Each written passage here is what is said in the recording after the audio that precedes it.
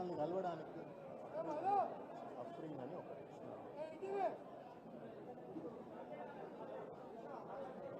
జై తెలంగాణ. మీరు ఎక్కడోళ్ళు అక్కడ దయచేసి కూర్చోండి, డిసిప్లిన్ గా కూర్చోండి. ఇక ఫ్లవర్ బొకేలు అవన్నీ మళ్ళీ వచ్చి ఇవ్వచ్చు. ప్లీజ్ డిసిప్లిన్ గా కూర్చోండి దయచేసి, ఎక్కడోళ్ళు అక్కడ సెటిల్ కాండి.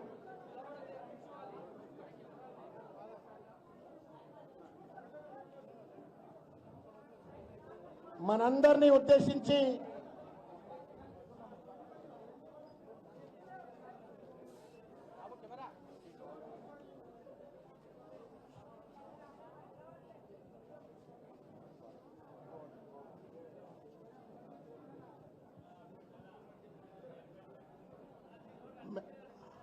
मेरे भाइयों और बहनों, అమ్మలు అక్కలు అన్నలు చెల్లెళ్ళు అందరికీ కూడా హృదయపూర్వకంగా ఒక్కసారి గుండె నిండుగా కేటీఆర్ గారిని స్వాగతపరుస్తూ జై తెలంగాణ గట్టిగా ఆగలైతున్నట్టు మీకు. జై తెలంగాణ, జై తెలంగాణ. मेरे भाइयों और बहनों, अपने बीच में जुबली हिल्स का इस इलेक्शंस के माहौल के अलावा और एक चीज आपके सामने पेश करने के लिए कोशिश करता हूं. हमारे बीच में एक बहन, रामगुंडम की बहन, गोदावरी करी रामगुंडम की बहन जो है सो उन्होंने नौकरी के लिए गल्फ जाकर के वहां पर एक एजेंट के वजह से जिस तरीके से उन्होंने धोखा खाया था, उनको छुड़ाने के लिए जो है सो हमारे केटीआर साहब ने इतना मेहनत करके गल्फ वालों के गवर्नमेंट अथॉरिटीज से बात करके, यहां पर मिनिस्ट्री ऑफ एक्सटर्नल अफेयर्स से बात करके जो है सो उनको छुड़ा करके फिर हिंदुस्तान ला करके फिर अपने सामने हैदराबाद में आके उन्हें बैठिए. पहला जो है सो उन्हें आके एक बार केटीआर साहब से मिलती है, बात करती है. उसके बाद में मन अंदरम కూడా మళ్ళా మన జూబ్లీ హిల్స్ సంబంధించిన సమస్య మీద కేటీఆర్ గారు మాట్లాడతారు. అఫ్రీన్ బహన్ आइए.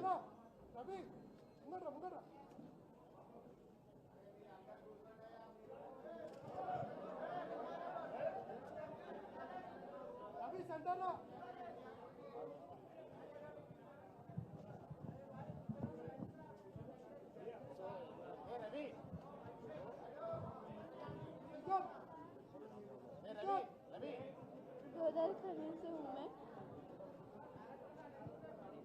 गोदावरी से हूँ मैं. मेरे हरीश सर और केटीआर सर की वजह से ही मैं आज यहाँ पे आई. बहुत बड़ा धोखा हुआ मेरे को.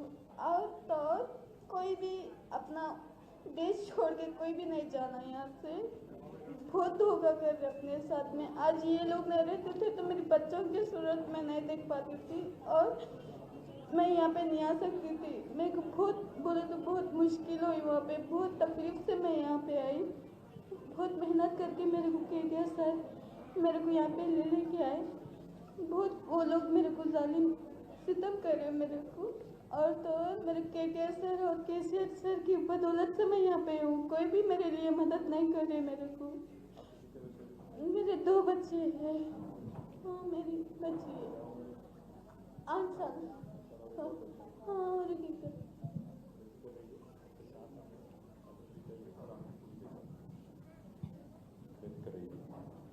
ఈ అమ్మాయి పేరు అఫ్రీన్. అమ్మాయి రామగుండం అమ్మాయి అయితే మస్కట్ దేశానికి పోయి అక్కడ ఇరుక్కొని పోయిన అన్న మమ్మల్ని కాపాడండి అని చెప్తే ఏ ప్రభుత్వం పట్టించుకోలేదు.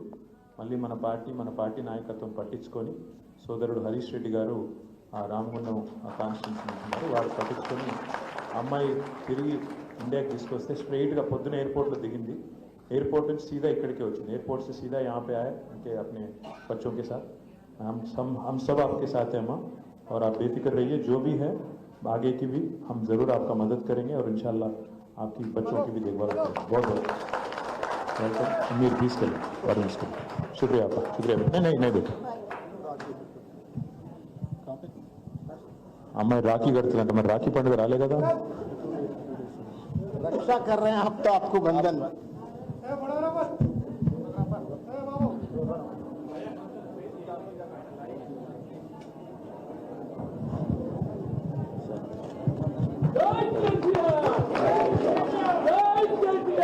जय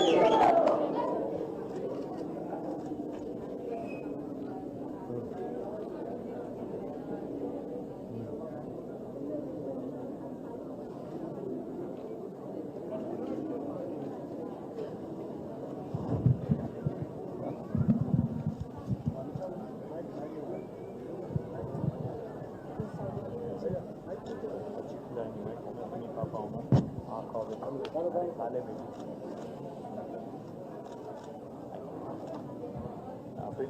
भाई आपको ले जाएंगे राम ठीक है मिलता हूँ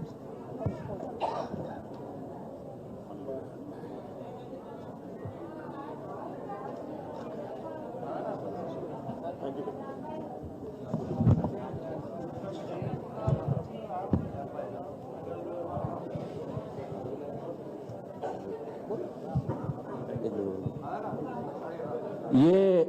ये जो अभी आप मंजर देखे हैं, मेरे जज्बात जरा वो हो रहे इसलिए मैं बात करना चाह रहा हूं। ये जो मंजर देख रहे हैं आप, ये सिर्फ और तेलंगाना में ही मिलेगा और केसीआर साहब, केटीआर साहब के जरिए ही मिलेगा।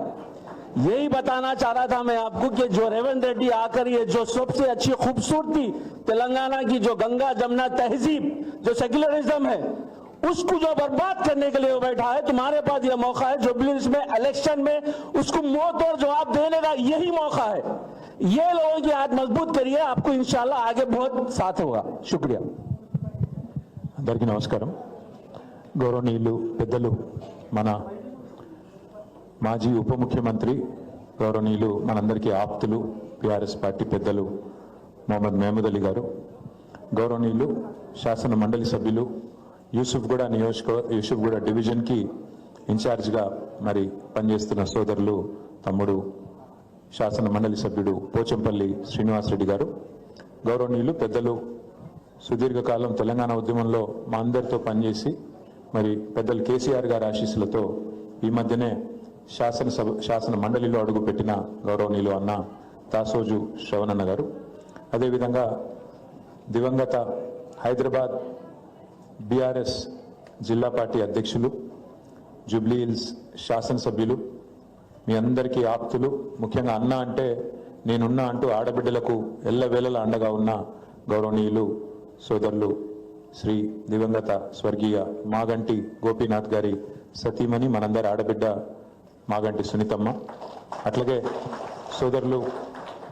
సోదరులు మన రావుల శ్రీధర్ రెడ్డి గారు, తమ్ముడు దినేష్ చౌదరి గారు, యూసుఫ్గూడ కార్పొరేటర్ గారు తమ్ముడు యువ నాయకుడు రాజ్ కుమార్ పటేల్ గారు, మా సీనియర్ నాయకులు, గతంలో పిసిసి మైనారిటీ సెల్ అధ్యక్షుడిగా పనిచేసి మరి కష్టకాలంలో మనందరికీ అండగా ఉన్న అన్నగారు షేక్ అబ్దుల్లా సోయల్ గారు, అట్లాగే వేదిక పైన ఉన్న మా ఆజం భాయ్, అట్లాగే మరి దేదీప్య గారు మా కార్పొరేటర్ వెంగళరావు నగర్, ఇంకా డివిజన్ అధ్యక్షులు సీనియర్ నాయకులకు, మాగంటి గోపీనాథ్ గారి నాయకత్వంలో హైదరాబాద్ జిల్లాలో దాదాపుగా ప్రతి నియోజకవర్గంలో కూడా పటిష్టంగా మన పార్టీ నిర్మాణం చేసుకున్నాం.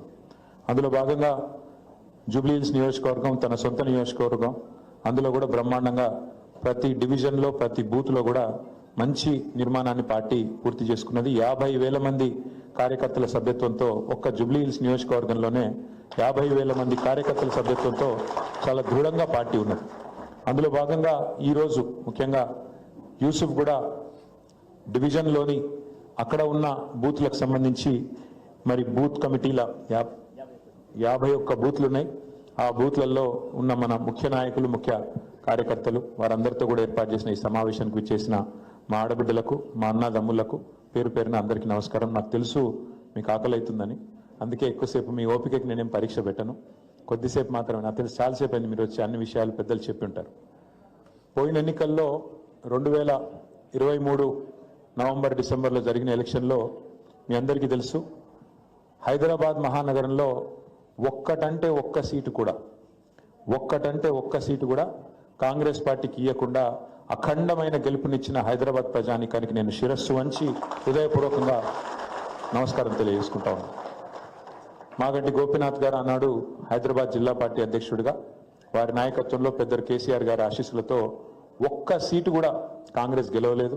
మీ అందరి దయ, మీ అందరి ఆశీర్వాదంతో మళ్ళా కేసీఆరే ముఖ్యమంత్రి కావాలి, మళ్ళా కేసీఆర్ ఉంటేనే తెలంగాణ బాగుంటుందనే మీ ఆకాంక్ష ఏదైతుందో దానికి అనుగుణంగా మీరందరూ ఓట్లు వేస్తే మీ దీవెనతో గోపన్న కూడా గెలిచిండు. ఒకటే ఒక్క సీటు అడిమాది గుడ్డి దెబ్బ అన్నట్టు బీజేపీ ఒకటే ఒకటి గెలిచిండు. వాళ్ళది కూడా ఉంటుందో పీక్తుందో తెలియదు. ఏది ఆ గోషామాయల సీటు ఒకటే ఒకటి గెలిచిర్రు, అది కూడా ఈ మధ్యన ఏదో రాజీనామా చేసిర్రు ఏదో అంటారు, మరి అది కూడా మళ్ళీ ఎలక్షన్ వస్తుందా ఏందో నాకైతే తెలియదు. ఇప్పుడు ఈ రోజు హైదరాబాద్ ఒకసారి పరిస్థితి చూసుకుంటే, ముఖ్యంగా అందులో మన జూబ్లీ హిల్స్ పరిస్థితి చూసుకుంటే, పోయిన ఎలక్షన్లో మొత్తం 1,83,000 ఓట్లు పోలేని జూబ్లీహిల్స్ నియోజకవర్గంలో. అందులో మనకు 80,000 పైచిల్ కోట్లు మనకు వచ్చినాయి. మొత్తానికి 16,000 చిల్లర ఓట్ల మెజారిటీతోని మీ అందరి ఆశీస్సులతో గెలుపొందినాం. యూసుఫ్గూడ డివిజన్ పరిస్థితి తీసుకుంటే యూసుఫ్గూడ డివిజన్లో 22,219 ఓట్లు పోలైనాయి. అందులో మనకు 9,426 ఓట్లు వచ్చినాయి. కాంగ్రెస్ కంటే మనకు దగ్గర 1400 పైచిల్కు ఓట్ల మెజారిటీ యూసుఫ్గూడలో కూడా మనకు వచ్చింది. బీజేపీకి కూడా కొన్ని ఓట్లు వచ్చినాయి. ఇప్పుడు మరి డివిజన్ మొత్తంలో ఉన్న ఓట్లు కింద తీసుకుంటే 66,000 ఓట్లున్నాయి. ఏది మొత్తం యూసుఫ్గూడ డివిజన్లో 66,000 ఓట్లు ఉన్నాయి. బూత్లు 51 బూత్స్ కూడా ఉన్నాయి. నా ప్రార్థన మీ అందరితోని ఏంది అంటే, ఈ ఎన్నికను మనం ఏదో అల్కగా తీసుకుంటే అయ్యేది కాదు. సోదరులు మాగంటి గోపీనాథ్ గారు మీకోసం ఎట్లా కష్టపడుతుండేనో, మీ కష్టంలో సుఖంలో ఎట్లుంటుండేనో నాకంటే బాగా మీకే తెలుసు. ఎన్నడూ కూడా ఏ సందర్భం వచ్చినా, ముఖ్యంగా పేదవాళ్ళు, బస్తీలలో ఉండే ఆడబిడ్డలు కానీ అన్నదమ్ములు కానీ, మన కష్టం ఉంది అంటే తనతోని అయితే మంచి చేసిండు తప్ప ఎవరికి చెడు చేసిన నాయకుడు అయితే కాదు. అట్లాగే తమ్ముడు రాజ్ కుమార్ పటేల్ కూడా మీ అందరి ఆశీస్సులతో కార్పొరేటర్గా గెలిచిన తర్వాత తను కూడా మీకు అందుబాటులో ఉంటున్నాడు, పనిచేస్తున్నాడు. ఎప్పటికప్పుడు తన శాయశక్తులు ఎంత శక్తి ఉంటే అంతా తనలాడుతూ ఉన్నాడు. డివిజన్ స్థాయిలో మీరందరూ కూడా బాగా చేస్తూ ఉన్నారు. అయితే ఇది ఒక అరుదైన సందర్భం. ఎవరం అనుకోలేదు ఇట్లా గోపీనాథ్ గారు అకాల మరణం, ఇట్లా గోపీనాథ్ గారు అనుకోకుండా చనిపోయి వాళ్ళ మళ్ళీ ఉప ఎన్నిక జరుగుతుందని చెప్పి మేము ఎవరం కూడా అనుకోలేదు. నిజానికి చివరిలో గోపి గారు చనిపోయే ఒక 2-3 నెలల 4 నెలల ముందు బాగా సీరియస్ అయింది. లేకపోతే ఈ పరిస్థితి రాకూడదు, 5 ఏళ్ల పాటు మీకు సేవ చేయాలని మనస్ఫూర్తిగా అందరం కూడా ఆకాంక్షించినాం. అనుకోకుండా వచ్చిన ఎన్నిక, అందులో మరి మనందరం కూడా తప్పకుండా మరి ఈ 5 ఏళ్ల పాటు ఏదైతే గోపీనాథ్ గారిని మనం ఎన్నుకున్నామో, ఆయన మరణించడం వల్ల వచ్చిన ఎన్నిక ఏదైతే ఉన్నదో, దీనిలో తప్పకుండా మళ్ళొక్కసారి ఆయన చేసిన అభివృద్ధికి, ఆయన చేసిన సేవలకు, కేసీఆర్ గారి నాయకత్వంలో ఈ రాష్ట్రానికి, ముఖ్యంగా హైదరాబాద్ మహానగరానికి గత 10 ఏళ్లలో జరిగిన సేవలు అన్నీ కూడా మనం ప్రజలకు గుర్తు చేస్తూ తప్పకుండా ముందుకు పోవాల్సిన బాధ్యత మనందరి మీద కూడా ఉన్నది. ముఖ్యంగా నేను ఒక 2-3 విషయాలు మీకు చెప్తాను, ఎక్కువ చెప్పాల్సిన అవసరం లేదు. 11 ఏళ్ల కిందట తెలంగాణ ఏర్పడ్డప్పుడు హైదరాబాద్లో చాలా అనుమానాలు ఉంటుండే. అసలు ఏమవుతుందో, కొత్త రాష్ట్రం అట, ఏం చేస్తారో వీళ్ళతో నడుపుడు అవుతుందా, ఎట్లయితుంది, ఇట్లా కొన్ని అనుమానాలు ఉండే. అందులో మీ జూబ్లీహిల్స్ కాన్స్టిట్యున్సీ ఏంటంటే ఇటు క్లాస్ ఉంటుంది, అటు మాస్ ఉంటుంది. పేరుకేమో జూబ్లీహిల్స్. ఎవరైనా ఇంటే ఏమనుకోవాలంటే మీరు అందరూ కోటీశ్వర్లే, ఇక జూబ్లీహిల్స్ అంటేనే కొద్దిగా బాగా డబ్బులు ఉన్నోళ్ళు, బాగా బలిసిన వాళ్ళు ఉండేదని పేరు. కాన్స్టిట్యున్సీ పేరు జూబ్లీహిల్స్. కానీ మరి లోపల పోతే మాత్రం మొత్తం బస్తీలు, మొత్తం స్లమ్స్, అటు యూసుఫ్గూడ అయినా, రేమత్ నగర్ అయినా, ఎర్రగడ్డ అయినా, బోరబండ అయినా, షేక్పేట్ అయినా, మొత్తంగా ఎక్కడికక్కడ స్లమ్స్. ఒక వెంగళరావు నగర్లో కొద్దిగా తక్కువ, కానీ మిగతా అంతటా కూడా మొత్తం ఎక్కువ బస్తీలే ఉన్నాయి. మరి బస్తీలలో ఉండే పేదలకు కేసీఆర్ గారు ఏం చేసిండో ఒక్కసారి యాద్ చేసుకోమని చెప్పి నేను కోరుతా ఉన్నాను. 10-12 ఏళ్లలో కేసీఆర్ గారి నాయకత్వంలో, ఆ రోజు మాగంటి గోపీనాథ్ గారి నాయకత్వంలో ఏమేమి జరిగినాయి ఒకసారి యాద్ చేసుకోండి. 1 కాదు, 2 కాదు, 1,00,000 మంది పేదలకు మనం ఆనాడు మన ప్రభుత్వంలో జీవో నంబర్ 58 కింద, 59 కింద 1,00,000 మంది పేదలు, గూడు లేని వాళ్ళు అక్కడనో ఇక్కడనో 60 గజాలు, 40 గజాలు, 30 గజాల మరి ఆడపోయి ఒక గుడిసెనో ఒక చిన్న రేకుల షెడ్ వేసుకుంటే 1,00,000 మందికి పట్టాలు ఇచ్చిన నాయకుడు కేసీఆర్ గారు హైదరాబాద్లో అనే మాట నేను మీకు యాద్ చేస్తున్నాను. ఇవాళ ప్రభుత్వం ఎట్లుందండి? ఇవాళ పేదవాడు ఎక్కడన్నా గవర్నమెంట్ జాగాలు ఎక్కడన్నా దొరకక, దిక్కులేక నాలా పక్కనో ఆన్నో ఇన్నో కట్టుకుంటే వచ్చి నిర్దాక్షిణ్యంగా హైడ్రా హైడ్రా అని చెప్పి ఏడుస్తుంటే, మొత్తుకుంటే, కాయిదాలు ఉన్నాయి, చూడరా కోర్టు ఆర్డర్ ఉందంటే కూడా నిర్దాక్షిణ్యంగా కూల్చిపారేసి మీరేమైనా చేసుకొని ఎవరికి చెప్పుకుంటారో చెప్పుకోండి అని చెప్పి ఒకళ్ళు హిందూ ముస్లిం అని కూడా లేదు, ఇష్టం వచ్చినట్టు కూలగొట్టాడు. గరీబోడైనా ఎవడైనా చూడకుండా కూలగొట్టి పారేస్తూ ఉన్నారు. పోనీ ఈ సూత్రం అందరికీ ఉన్నదంటే అందరికీ లేదు. హైడ్రా అనేది పెద్దల పాలిట మాత్రం వాళ్ళనేం ముట్టది, వాళ్ళనేమన్నది. ముఖ్యమంత్రి రేవంత్ రెడ్డి ఆయన సొంత ఇల్లు కొడంగల్లో కుంటల కట్టిండు. ఆ కుంట పేరు రెడ్డి కుంట. కొడంగల్ ఆయన ఇల్లు ఎక్కడైతుందో కుంటలు ఉంటుంది ఇల్లు, ఆయన ఉండే ఏరియా పేరే రెడ్డి కుంట. దాన్ని అడిగినోడు లేడు, ఏ హైడ్రా ఓదు, ఏ అధికారి ఓడు. వాళ్ళన్న తిరుపతి రెడ్డి, రేవంత్ రెడ్డి వాళ్ళన్న తిరుపతి రెడ్డి దుర్గం చెరువు FTL లోపల కట్టిండు ఇల్లు. దాన్ని అడిగేటోడు లేడు, హైడ్రా ఓదాడికి అలా కనబడదు అది. అట్లాగే రెవెన్యూ మంత్రి పొంగులేటి శ్రీనివాసరెడ్డి ఆయన జోర్దార్ బంగ్లా కట్టిండు చెరువు బఫర్లా, దానికాడికి ఓదు. ఇంకొక పెద్ద మనిషి ఉన్నాడు KVP రామచంద్రరావు, ఆయన చెరువు పక్కనే కట్టిండు, దానికాడికి ఓరు. ఇట్లా చెప్పుకుంటా పోతే ఒక 50-100 మంది పేర్లు ఉన్నాయి కాంగ్రెస్ వాళ్ళకి. ఎవ్వల ఇంటికాడికి మాత్రం హైదరాబాదు కులగొట్టే దమ్ము లేదు. కాంగ్రెస్ వాళ్ళు ముట్టది, అధికార పార్టీ వాళ్ళు అంటే అధికార పార్టీకి చట్టం అనేది చుట్టం. గరీబ్ వాళ్ళకి మాత్రం హైడ్రా అనేది ఒక భూతంలాగా మీద పడి ఇవాళ ఎక్కడ పడితే అక్కడ విచ్చలవిడిగా సాటర్డే సండే వచ్చిందంటే చాలు కోర్టు బంద్ ఉంటే కోర్టు ఇప్పటికి 100 సార్లు చెప్పింది ఇట్లాంటివి చేయకూరి, మీరు నోటీస్ ఇయ్యండి, మీరు కరెక్ట్గా పద్ధతి ఫాలో కండి అంటే అవేం చూస్తలేరు, ఇష్టం వచ్చినట్టు కొట్టుకుంటూ పోతున్నారు. ఏమైంది దాంతో ఇవాళ గరీబ్ వాళ్ళు రోడ్డు మీద పడ్డారు. కూకట్పల్లిలో బుచ్చమ్మ అని ఒక అమ్మాయి, ఒక మహిళ హైడ్రా వచ్చి ఇల్లు కొడుతుంది మనం భయంతో గుండాకి చచ్చిపోయింది. నేను పోయొచ్చిన వాళ్ళ ఇంటికి, వాళ్ళ బిడ్డని అడిగిన ఏమైందమ్మా అంటే వచ్చి నోటీస్ ఇచ్చిర్రన్న, ఇచ్చినాక ఆయనతో రేపో మాపో వచ్చి కులగొడతారని చెప్పి ఆయన భయంతోనే గుండాకి చచ్చిపోయింది. ఊరేసుకొని చచ్చిపోయింది, గుండాకి కాదు ఊరి పోసుకొని చచ్చిపోయింది. అంటే ఎంత అన్యాయం అంటే చేయగలిగితే గరీబోనికి మంచి చేయాలి, కేసీఆర్ చేసినట్టు. మీకు ఏమేం చేసిండు కేసీఆర్ గారు? కేసీఆర్ రాకముందు రేషన్ కార్డు మీద పాబంది ఉంటుండే, ఏముండే ఒక్కొక్క కారెట్ మీద 4 కిలోలు ఇస్తుండే మనిషికి. కేసీఆర్ వచ్చినాక 4 కిలోలు 6 కిలోలు చేసిండు. అది మాత్రమే కాదు, ఇంట్లో ఎంతమంది ఉంటే అంతమందికి ఆనాడు 10 మంది ఉంటే ఇంట్లో 10 మందికి 6 కిలోల చొప్పున నెలకు 60 కిలోల బియ్యం కేసీఆర్ గారు ప్రభుత్వం ఇచ్చిన మాట మనందరం కూడా గుర్తుపెట్టుకోవాలి. అట్లాగే మన పిల్లలకు సన్న బియ్యంతో గవర్నమెంట్ మన స్కూళ్ళల్లో ఎక్కడికక్కడ సన్న బియ్యంతో బువ్వ పెట్టి బ్రహ్మాండంగా కేసీఆర్ గారు వచ్చేదాకా ఆ పరిస్థితి లేకుండే. సన్న బియ్యం అనేది వీళ్ళేదో మేము తెచ్చినాం కొత్తగా అంటారు కానీ వీళ్ళు తెచ్చింది ఏం లేదు. మన ప్రభుత్వంలోనే మనమే ఆనాడు గవర్నమెంట్ స్కూళ్ళల్లో హాస్టళ్లల్లో మొదలు పెట్టిందే మనం. అట్లాగే ప్రతి ఇంటికి ఇదివరకు మీకు నల్ల బిల్లు వస్తుండే, కేసీఆర్ వచ్చినాక 20,000 లీటర్ల వరకు, అది కాలనీలైనా అపార్ట్మెంట్లైనా బస్తీలైనా మొత్తం ఫ్రీ చేసిండా లేదా? 20,000 లీటర్ల కాడికి. 20,000 లీటర్ల కంటే ఎక్కువ ఎవరు వాడరు, బస్తీలలో ఎవరు కూడా వాడరు. మొత్తం అందరికీ నల్ల బిల్లు ఫ్రీ చేసిండు. అంతకంటే ముందు మీకు ప్రాపర్టీ ట్యాక్స్ ఉంటుండే గర్పట్టి, దాన్ని కూడా 1000 రూపాయలకి తగ్గించి 100 రూపాయలు చేసింది కేసీఆర్. 200 ఉండే పెన్షన్ గరీబులది, దాన్ని పెంచి 2000 చేసిండు కేసీఆర్. అట్లాగే ఆడపిల్లలు లగ్గాలు చేసుకుంటే ఒక కేసీఆర్ కిట్ అని, అదే ముస్లిం సోదరులు అయితే వాళ్లకు షాదీ ముబారక్ అని ఒక ప్రోగ్రాం పెట్టి 1,116 ఇచ్చి, అదే ఆడబిడ్డ కడుపులో ఒక బిడ్డ పడితే బ్రహ్మాండంగా ఆ బిడ్డ కూడా మళ్ళీ గవర్నమెంట్ ఆసుపత్రిలో గవర్నమెంట్ దవాఖానాలని ప్రసూతి కావాలని చెప్పి కేసీఆర్ కిట్ పెట్టిండు. ఆడపిల్ల పుడితే 13,000, మగ పిల్లగాడు పుడితే 12,000 అని చెప్పి సర్కార్ దవాఖానాలు మంచిగా చేసే ప్రయత్నం కూడా కేసీఆర్ చేసిండు. ఇంకా చెప్పుకుంటూ పోతే చాలు ఉన్నాయి. ఎందుకు చెప్తున్నా ఇదంతా అంటే బతుకమ్మ వస్తే బతుకమ్మ చీర పెట్టిండు, అదే మీకు రంజాన్ వస్తే రంజాన్ తోఫా ఇచ్చిండు, క్రిస్మస్ వస్తే క్రిస్మస్ గిఫ్ట్ అని చెప్పి గరీబోళ్ళ తిరిగి చూసిండు తప్ప ఎన్నడూ కులం పేరు మీద మతం పేరు మీద రాజకీయం చేయలే కేసీఆర్. 10 ఏళ్ళు హైదరాబాద్లో ఒక్క కొట్లాట లేకుండా, ఒక్క గొడవ లేకుండా, హిందూ ముస్లిం పంచాయతీ లేదు, ఆంధ్ర తెలంగాణ పంచాయతీ లేదు, బ్రహ్మాండంగా కడుపులో పెట్టుకొని చూసుకున్నాడు కేసీఆర్ గారు. అదే వీళ్ళు ఏం చేస్తాను ఇవాళ వచ్చినాక? ఓ దిక్కు హైడ్రా డ్రామా, ఇంకో దిక్కు మీకు యాదికుండాలి ఎన్ని మాటలు చెప్పొచ్చిరు వీళ్ళు అధికారంలోకి. 1, 2 ఇంటింటికి గ్యారంటీ కార్డులు వంచిరు.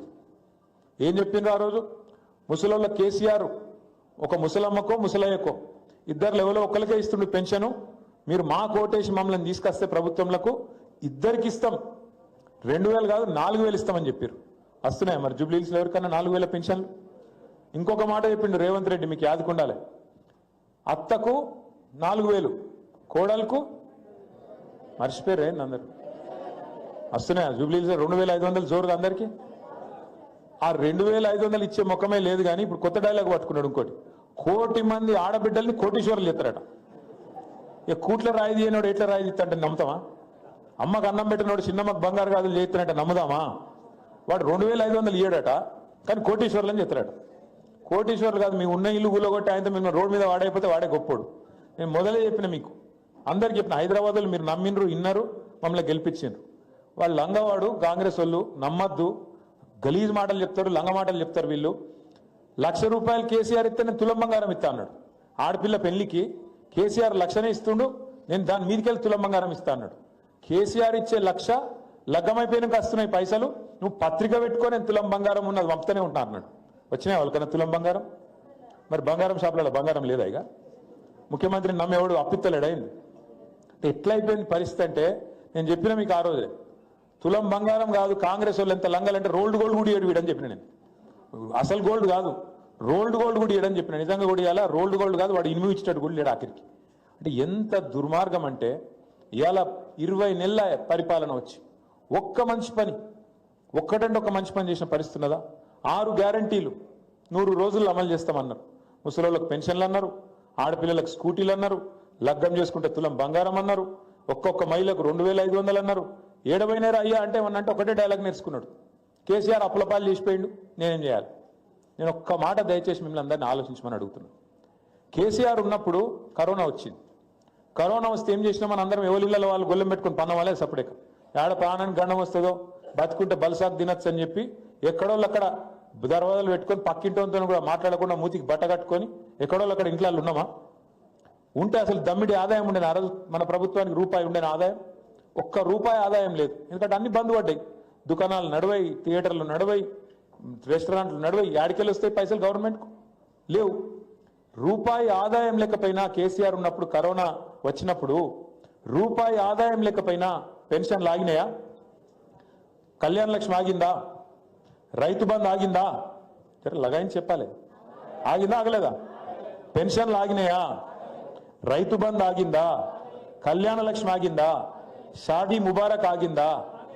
అంటే మీరు అర్థం చేసుకోవాల్సింది ఏంటంటే రూపాయి ఆదాయం లేకపోయినా కరోనా వచ్చి 2 ఏళ్ళు ఆగమాగం చేసినా కేసీఆర్ మాత్రం గరీబులను మంచిగా చూసుకున్నాడు.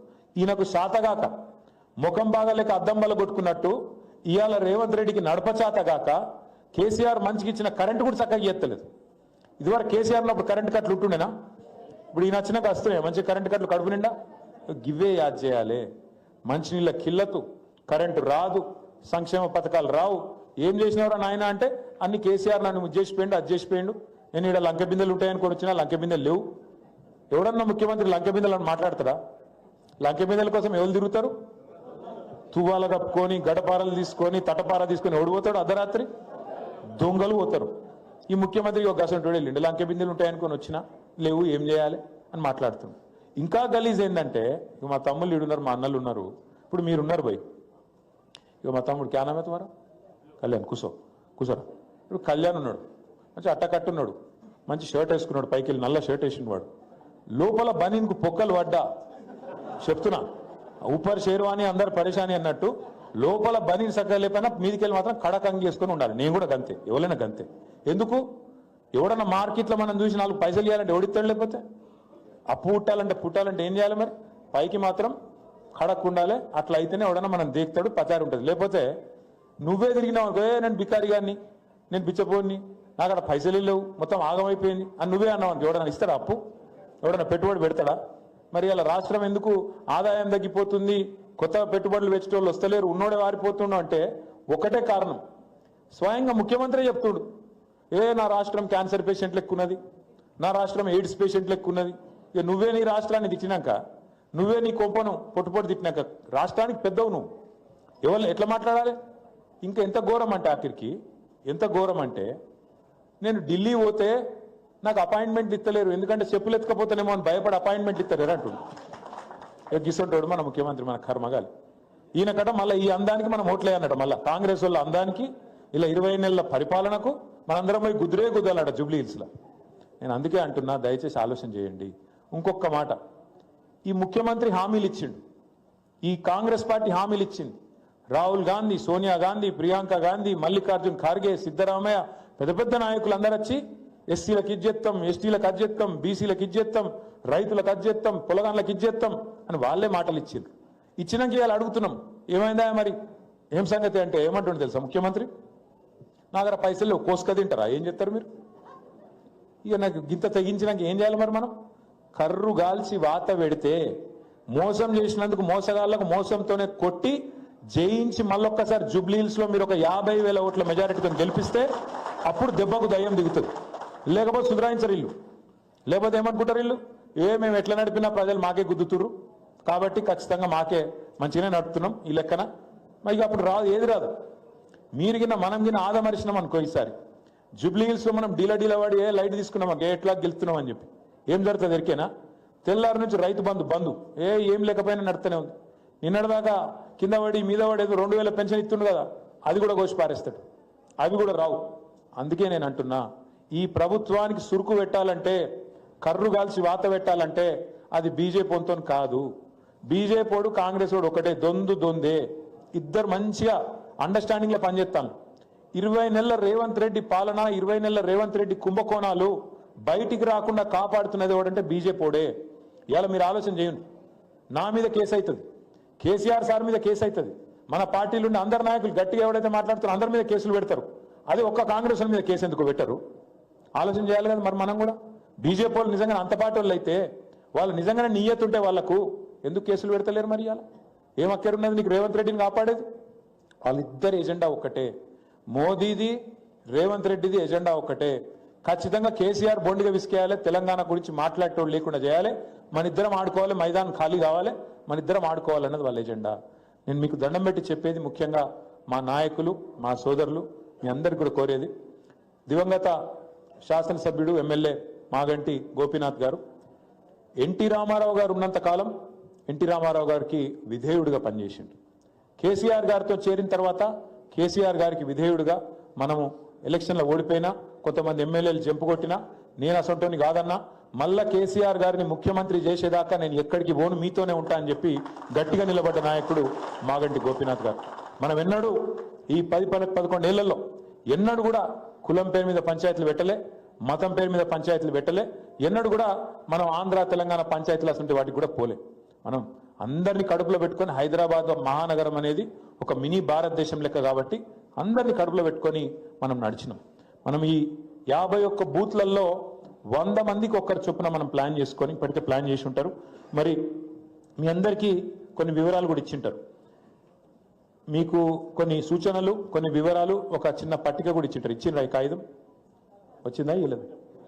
పోయేటప్పుడు ఇస్తారు మీకు, దయచేసి తీసుకోండి. ఇలా ఏం అడుగుతున్నామంటే, దయచేసి మీరు చేయవలసిన పని ఏంటంటే, ప్రతి 100 ఓటర్లకు మీ మొత్తం యూసుఫ్గూడ డివిజన్లో 66,000 ఓట్ల 66,000 ఓట్లు ఉన్నాయి. 66,000 ఓట్లు అంటే మనం వర్క్ డివైడ్ చేసుకోవాలి. ప్రతి 25 ఇళ్లకు ఒకరు ఇన్ఛార్జ్ బాధ్యత తీసుకోవాలి. తీసుకొని ఆ 25 ఇళ్లలో మనం డామ్ డూమ్ అని ఎగిరి పెద్ద పెద్ద మీటింగ్లు పెట్టి దుంకే అవసరం లేదు. మనం సింపుల్గా పోయి ఆ ఇళ్లకు పోయి ముచ్చట పెట్టాలి. కేసీఆర్ ఉన్నప్పుడు బాగుండేనా, ఇప్పుడు వీళ్ళు వచ్చినాక బాగుందా? ఇది ఒక్కటి మీరు అడుగుని మొదలు. నాకు తెలిసి 99% మంది అప్పుడే మంచిగుండే, వీళ్ళు వచ్చినాకనైతే నాశనం చేసిపోయిందని మీకు 99% మంది చెప్తారు. నేను చెప్పేది కరెక్టేనా? చెప్తారు. మరి అట్లా చెప్పినాక వాళ్ళను ఖచ్చితంగా మీరు రేపటి రోజున మాకు ఆశీర్వాదం ఇవ్వాలి. మొన్నటిదాకా గోపన్న ఉండే, గోపన్న బాగా పనిచేసిండు, కానీ ఇట్లా అనుకోకుండా ఇట్లా జరిగింది. కాబట్టి మీ అందరి ఆశీర్వాదం కేసీఆర్ గారికి, మన పార్టీకి ఉండాలి అని చెప్పి మీరు దయచేసి అందరు కూడా ఒక్కొక్క ఇంటికి పోయి కూర్చోవాలి. అట్లాగే వివరాలు తీసుకోవాలి. ఈ మధ్యన ఒక లంగతనం చేస్తాను వీళ్ళు, ఎలక్షన్ కమిషన్ వాళ్ళు కూడా కరెక్ట్గా లేరు. వాళ్ళు ఏం చేస్తుండ్రు, వాళ్ళకి ఇష్టం లేని వాళ్ళు ఓట్లు తీసేస్తాను, అవి చూసుకోవాలి ముందు. ఇప్పుడు మనం చేయాల్సిన శ్రీనివాస్ రెడ్డి గారితో, రాజ్ కుమార్ పటేల్ గారితో, మన డివిజన్ అధ్యక్షులతో నేను కోరేది ఏమంటే, మనం చేయాల్సింది అందరు ఓట్లు ఉన్నాయా లేవా చూసుకోవాలి. నిన్న బీహార్లో మీరు చూసిరు, మొన్నటిదాకా ఉన్న ఉప ముఖ్యమంత్రి ఆయన ఓటు వీక్ పారేసిరట. తేజస్వి యాదవ్ అని చెప్పి లాలూ ప్రసాద్ యాదవ్ సాబ్ కొడుకు, ఆయన ఓటు ఎత్తేసిరట. ఇక మరి వాళ్ళే కొట్టేసినాక మనవి కూడా లేకుండా చేస్తారు. ఎవరైతే వాళ్ళ ఖిలాఫ్ ఉన్నారో, అవసరమైతే వాళ్ళు కుమ్మక్కై, కాంగ్రెస్ వాడు బీజేపీ వాడు కుమ్మక్కై మన ఓట్లు తీసే ప్రయత్నం కూడా చేస్తారు. మనం ముందు తొందర పడాలి, జాగ్రత్త పడాలి. తప్పకుండా మన ఓట్లు ఉన్నాయా లేవా ఆ ఇళ్లకు పోయి కూడా చెక్ చేసుకోవాలి. పోలింగ్ బూత్లు కూడా ఎక్కడున్నాయో చూసుకోవాలి. పోలింగ్ బూత్ గతంలో మీకు తెలుసు, కాకపోతే మళ్ళీ మనం మారుతున్నాయా, ఎక్కడున్నాయి అవి కూడా చూసుకోవాలి. దాంతోపాటు ఏ 100 ఓటర్లకైతే మీరు ఇన్ఛార్జ్ తీసుకుంటుర్రో, ఏ 100 ఓట్లకైతే 25 ఇళ్ళకైతే మీరు జిమ్మేదారు తీసుకుంటున్నారో, అక్కడ ఖచ్చితంగా మనమే పోవాలి. ఆ 25 ఇళ్లను మనం ఎంత పెద్ద నాయకులమైనా మొదలు మన ఇల్లు, మన చుట్టూ పొక్త చేసుకోవాలి, ఆ తర్వాతనే బయట మాట్లాడాలి. అట్లాగే 10 ఏళ్లలో యూసుఫ్గూడ డివిజన్ ఆనాడు మన ప్రభుత్వంలో చేసిన అభివృద్ధి ఏంది? నేను శ్రీనివాసరెడ్డి గారిని కోరుతా ఉన్నా, ఏడు ఆ అభివృద్ధి ఏంది అనేది, ఎన్ని కోట్ల పనులు చేసినాం, ఏమేం పనులు చేసినాం, ఏ బస్తీలో ఏం పని చేసినాం, ఎంతమంది లబ్ధిదారులకు సంక్షేమ పథకాలు అందినాయి, ఇవన్నీ కూడా మీకు మొత్తం కొట్టి డీటెయిల్ ఇన్ఫర్మేషన్ మీకు ఇస్తాం. అది మీరు ఇంటింటికి పోయేటట్టు చేయాలని చెప్పి కూడా నేను కోరుతా ఉన్నా. ఇట్లా కాదు రాసి మంచిగా పేపర్ మీద రాసి అర్థమయ్యేటట్టు, నువ్వు అట్లా అవి చూపెడితే ఏం అర్థమవుతాయి. దాంతోపాటు మనం ఏమేం చేసినాం అంటే, ప్రోగ్రామ్ నీళ్ళు ఎట్లా ఇచ్చినాం, కరెంట్ ఎట్లా బాగా చేసినాం, గరీబోళ్ళకు పట్టాలు ఎన్ని ఇచ్చినాం, పెన్షన్లు ఎట్లా పెంచినాం, షాదీ ముబారక్ ఎంతమందికి వచ్చింది, కళ్యాణ లక్ష్మి ఎంతమందికి వచ్చింది, మనం ఇచ్చిన బతుకమ్మ చీరలు ఎంతమందికి అందినాయి, మనం చేసిన సంక్షేమ పథకాలు ఎంతవరకు పోయినాయి, ఇవన్నీ కూడా మనం చెప్పాలి. దాంతోపాటు ఇంకొక ముచ్చట కూడా మీరు అందరూ యాద పెట్టుకోవాలి. హైదరాబాద్ మహానగరం ఇవాళ ఎంత విస్తరించింది, ఎన్ని ఫ్లైఓవర్లు, ఎన్ని అండర్ పాస్లు, ఎన్ని రకాల కొత్త లింక్ రోడ్లు ఇవన్నీ మనం వేసుకున్నాం. దానివల్ల ఇలా ఎంత కొత్తగా హైదరాబాద్ మహానగరం అద్భుతంగా తయారైంది 10 ఏళ్లలో, ఇది కూడా యాద్ చేయాలి. ఐటీ పరిశ్రమ ఎట్లా విస్తరించింది. 3 లక్షల మంది ఉండే ఐటీలో మన ప్రభుత్వం వచ్చినాడు, ఇలా 10 లక్షల మంది పిల్లగాళ్ళు పనిచేస్తాను అంటే 7 లక్షల మంది కొత్తగా పిల్లలు ఉద్యోగాలు చేస్తూ ఉన్నారు హైదరాబాద్లో. ఆ 7 లక్షల మంది వల్ల ఏమవుతుంది, అలా మన పిల్లగాడు కూడా ఉండకపోవచ్చు, కానీ ఏమవుతుంది, ఒక్కొక్క ఐటీ ఉద్యోగంతో 3-4 ఇండైరెక్ట్ ఎంప్లాయ్మెంట్, పరోక్ష ఉపాధి కూడా కలుగుతుంది. ఎందుకంటే ఒక్కొక్క ఐటీ పరిశ్రమ మీద ఎంతో మంది ఆధారపడి ఉంటారు. హోటల్ వాళ్ళు, రెస్టారెంట్ వాళ్ళు, అక్కడ క్యాబ్ నడుపుకుంటే వాళ్ళు ఒకరు కాదు, రకరకాలుగా మనకు పరోక్ష ఉపాధి అవకాశాలు కూడా వస్తాయి. అంటే ఒక దిక్కు హైదరాబాద్ పెరుగుతుంటేనే అందరికీ అక్కడ పనిచేసే లేబర్ కావచ్చు, కూలీలు కావచ్చు, మరి ఇతరత్ర నిర్మాణ రంగం మీద, కన్స్ట్రక్షన్ మీద ఆధారపడ్డలు కావచ్చు, అందరికి ఉపాధి దొరుకుతుంది. కాబట్టి ఆ రకంగా మనం పనిచేసుకుంటూ పోయినాం. మనం చేసింది ఏంది, అట్లాగే కాంగ్రెస్ ఇచ్చి మాటలు ఇచ్చి మోసం చేసింది ఏంది, ఈ రెండు కింద మనం కరెక్ట్గా యాద్ చేస్తే బ్రహ్మాండంగా పోలింగ్ పెంచవచ్చు. మన ఓటర్ ఎంతమంది ఉన్నారు, మన ఓటర్లు, వాళ్ళకు ఓట్లు ఉన్నాయా లేవా, ఇవన్నీ పర్ఫెక్ట్గా చూసుకొని మనం ముందుకు పోవాల్సిన అవసరం ఉంటుంది. అట్లాగే ఇంకొక 2-3 విషయాలు, మీరు ఫీల్డ్కి పోయినప్పుడు, ఇప్పుడు మీకు తెలుసు ఆటో డ్రైవర్లు వాళ్ళు మామూలు కోపం మీద లేరు. ఆటో అన్నలు తమ్ముళ్ళు మీరిగిన జర్ర ఉప్పందిస్తే వాళ్ళు అందుకొని మొత్తం ఆటోలు మీకు ప్రచార కేంద్రాలుగా మారిపోతాయి. వాళ్ళు మామూలు కోపం మీద లేరు. ఎందుకంటే మా కడుపు మీద కొట్టింది ప్రభుత్వం వచ్చినాక. మరి పోనీ ఫ్రీ బస్సు అంటే అదేమైనా అందంగా ఉందా అంటే అందులో లేడీస్ కూడా ఎక్కి సీట్ల కోసం ఆయన తనుకునే పరిస్థితి వచ్చింది. ఇంకో దిక్కు ఇవాళ ఆటో అన్నలు కూడా రోడ్డు మీద పడే పరిస్థితి వచ్చింది. అందుకే తప్పకుండా ప్రతి బూత్లో, ప్రతి మీ కాలనీలో, మీ గల్లీలో ఎంతమంది ఆటో డ్రైవర్లు ఉన్నారు, వాళ్ళ యూనియన్ ఏంది, వాళ్ళ నెంబర్లు కావాలి. అట్లాగే ప్రతి ప్రతి బస్తీలో, ప్రతి బూత్లో కొంతమంది ఇన్ఫ్లుయెన్సర్స్ ఉంటారు. ఇన్ఫ్లుయెన్సర్స్ అంటే పెద్ద మనిషి ఉంటాడు, కాలనీకి పెద్ద మనిషి. ఆ పెద్ద మనిషి చెప్తే అక్కడ వాళ్ళు వినేటట్టు ఉంటారు. వాళ్ళు ఎవరు, వాళ్ళ ఫోన్ నెంబర్ ఏంది, వాళ్ళ వివరాలు ఏంది, వాళ్ళ ఇంటి నెంబర్ ఏంది, అసొంటి అని తెలుసుకోవాలి. కుల పెద్దలు ఉంటారు కొంతమంది. ఆ కుల పెద్దలు ఎవరు, అసోసియేషన్, యూత్ అసోసియేషన్ ఉంటుంది, వాళ్ళెవరు, కుల సంఘం ఉంటే కుల సంఘం, హిందూ కావచ్చు, ముస్లిం కావచ్చు, క్రిస్టియన్ కావచ్చు, సిక్కు కావచ్చు, ఏదేం కావచ్చు, పెద్ద మనుషులు ఉంటే వాళ్ళ ఫోన్ నెంబర్ ఏంది. ఇది ఎందుకంటే మనం ఫోన్ చేసి రిక్వెస్ట్ చేద్దాం.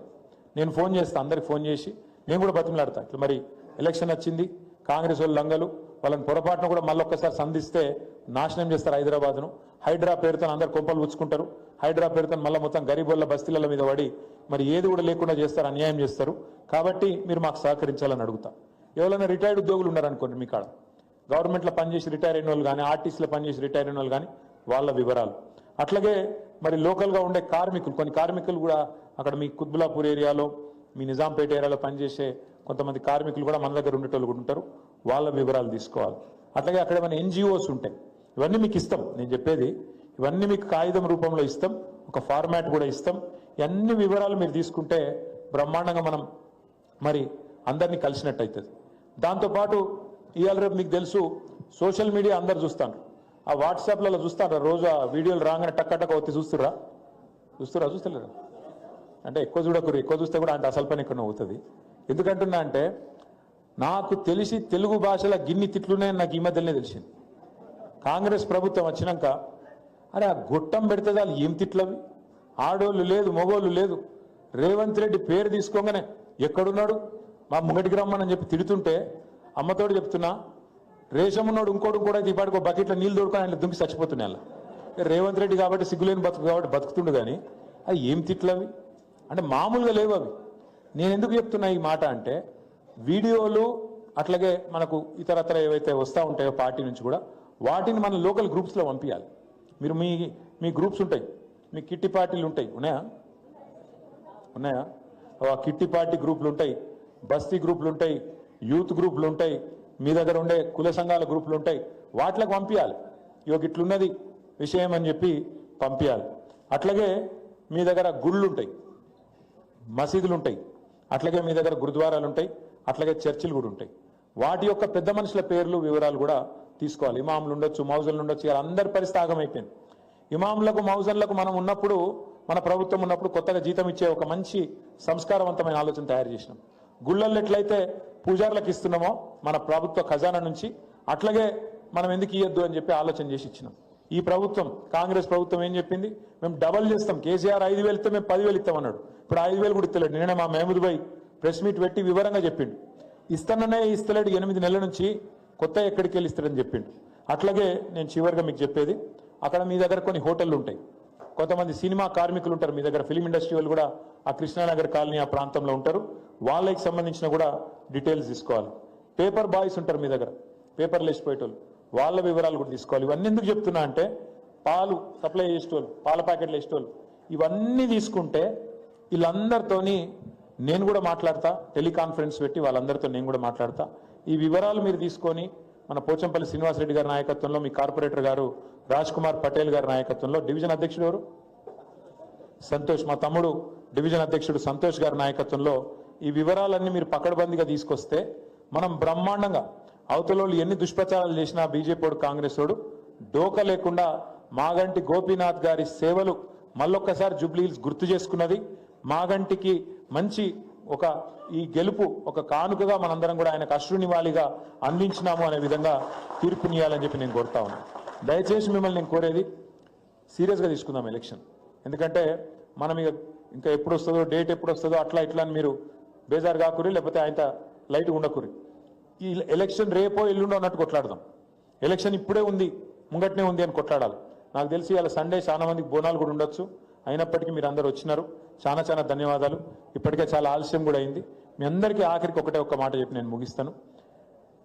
ఎక్కడ పోగొట్టుకున్నదాన్ని అక్కడే దేవులాడుకోవాలని చెప్తారు పెద్దోళ్ళు. మనం ఇవాళ తెలంగాణలో అధికారం కోల్పోయినాం, హైదరాబాద్లో కాదు తెలంగాణలో 1.8% తేడాతో మనకు అధికారం పోయింది. మళ్ళా తిరిగి కేసీఆర్ గారు ముఖ్యమంత్రి కావాలి, మళ్ళా గులాబీ జెండా ఎగరాలి అంటే ఎవరి చేతుల్లోనే లేదు, మన చేతుల్లోనే ఉంది. అందుకే దయచేసి అందరం సీరియస్గా తీసుకొని గట్టిగా కొట్లాడదాం. పేరు పేరున మీ అందరికీ మళ్ళొకసారి నమస్కారాలు. చిన్నపిల్లలతో సహా వచ్చిన మా ఆడబిడ్డలందరికీ మళ్ళొకసారి ప్రత్యేకంగా నమస్కారాలు. జై తెలంగాణ, కేసీఆర్ గారి నాయకత్వం. జోహార్ మాగంటి గోపీనాథ్, జోహార్